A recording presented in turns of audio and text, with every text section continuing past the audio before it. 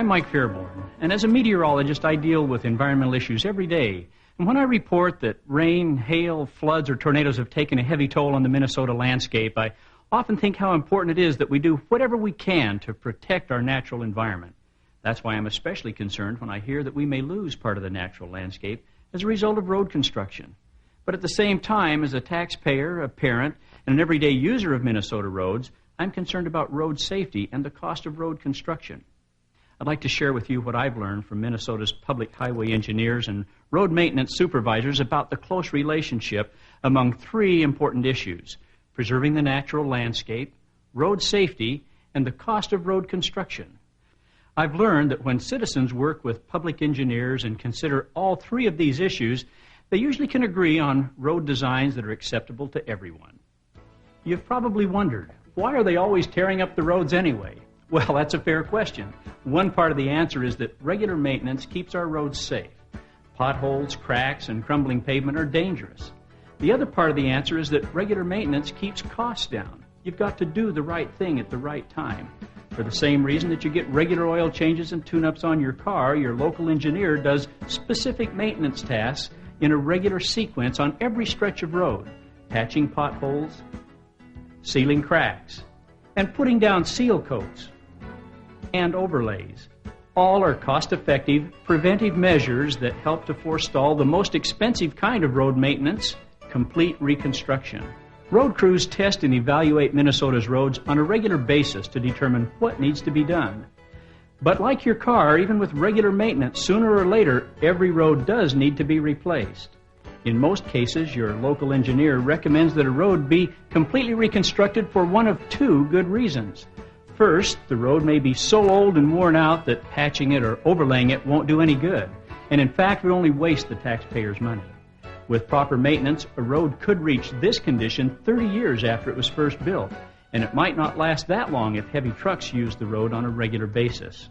The other good reason to reconstruct a road is that some characteristics of the road are likely to cause accidents. What characteristics of roads cause accidents? Well, narrow shoulders like this, or no shoulders at all like this, are one important factor. Narrow shoulders don't give us much of a chance to recover if we veer off course a little. Wider shoulders like this give us a better chance of avoiding an accident.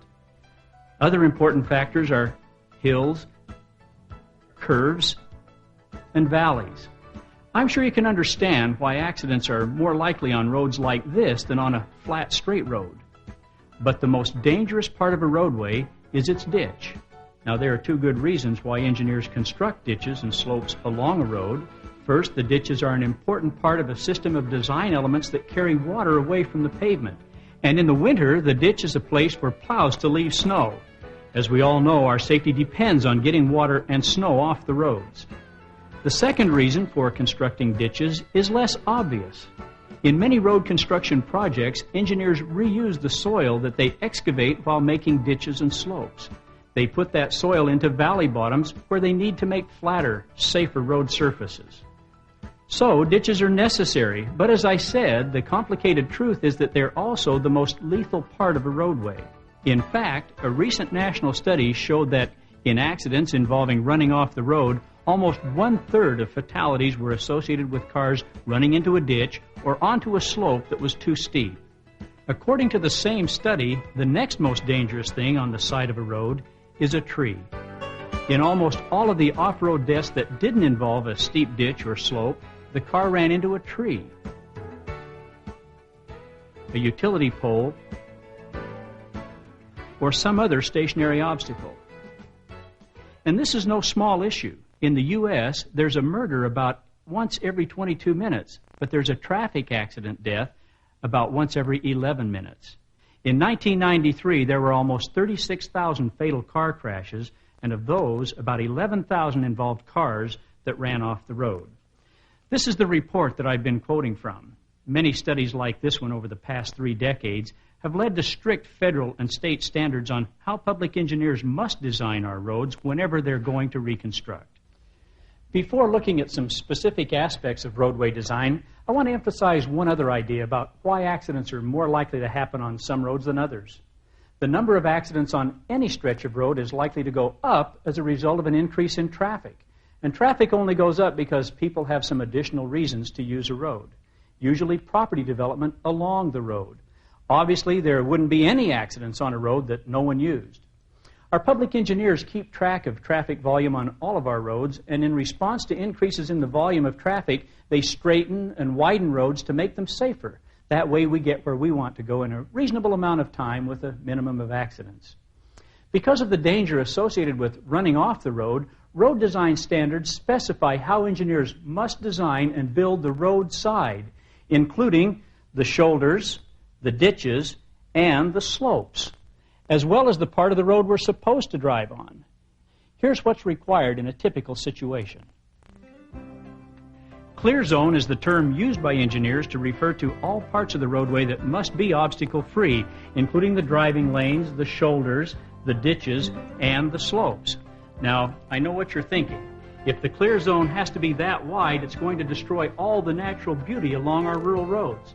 But that's exactly where cooperation between engineers and citizens can save the day. Let me show you what I mean. Here's a model of some Minnesota countryside with a typical rural road built to the standards of 30 or 40 years ago.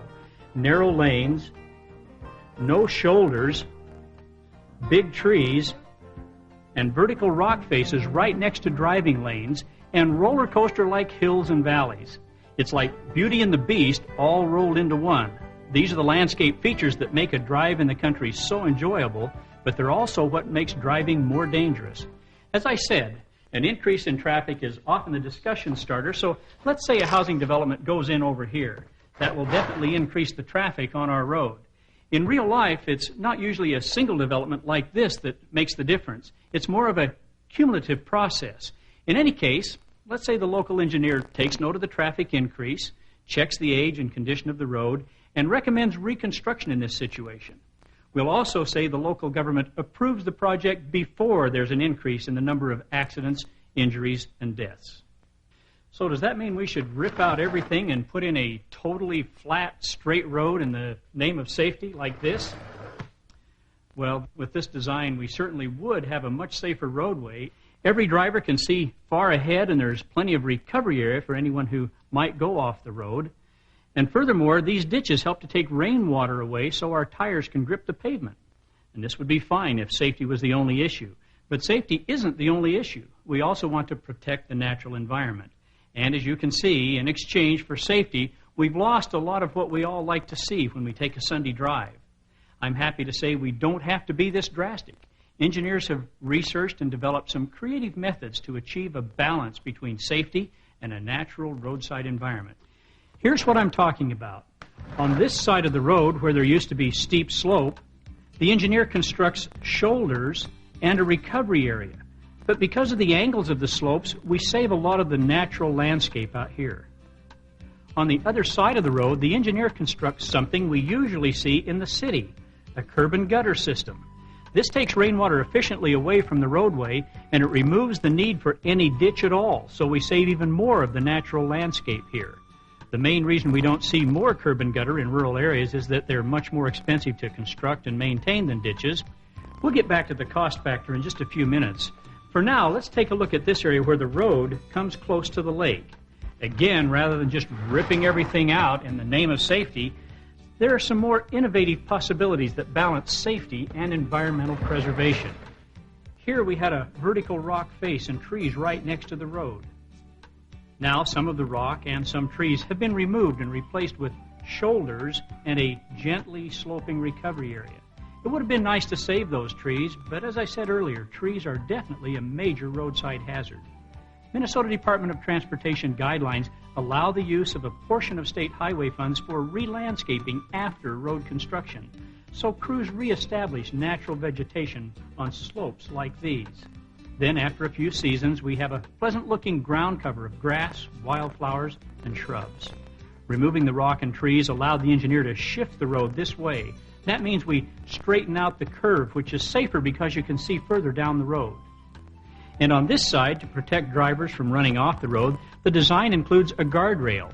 That means it isn't necessary to fill in the lakeshore with a recovery area, so we keep our natural look. But even the guardrail is a roadside hazard. The study I was quoting from earlier showed that 7% of deaths in accidents where cars went off the road involved running into a guardrail. The end of a guardrail can be especially lethal. That's why this one includes what's called a breakaway cable terminal. A tensioned cable inside the steel barrier helps to redirect a vehicle back onto the road. And the first 5 posts are made so they'll break off fairly easily when hit. They can absorb the impact of a crash and slow a car down to minimize damage and injury. If you look at the actual conditions in each real-life situation, remember that everyone benefits from a balanced approach to both safety and environmental protection. It's possible to come up with good solutions like the ones we've seen in this model. I'm going to leave the solutions to real-life issues to you and your local engineers. And I know that when you do get down to the actual issues, cost will be the other factor you'll have to balance with safety and environmental protection. Some of the alternatives I've been showing here, curb and gutter and guardrails, are more expensive than simply constructing ditches and slopes. And some other approaches that can help to preserve the natural environment, like constructing retaining walls, are even more expensive than curb and gutter or guardrails. In fact, they're so expensive that they're seldom used on city or county roads. So, as usual, it comes down to balancing one good idea against another. We'll always want safety, but given that, should we save the taxpayers' money, or should we save the natural landscape? Obviously, there's no simple answer that will always be correct. You have to look at each real-life situation, balance the issues, be creative, and talk it through. But I can tell you that one of the costliest decisions you can make is to do nothing in the name of environmental protection. You really can't win by postponing road maintenance, because as a roadway deteriorates, and they all do with age, the road gets more dangerous and the costs of repairs get higher. It's the same as maintaining your house. This year you might need to paint your siding, but if you put that off too many years, you'll have to replace siding. When that kind of thing happens on our roads, all taxpayers are the ultimate losers. Well, these are tough decisions, aren't they? I didn't promise you I could make it easy for you. What I did say is that working together, citizens and public officials can work out solutions that balance safety and environment and cost and are acceptable to everyone. In fact, this has been done in lots of situations all over Minnesota. Here are some of the results.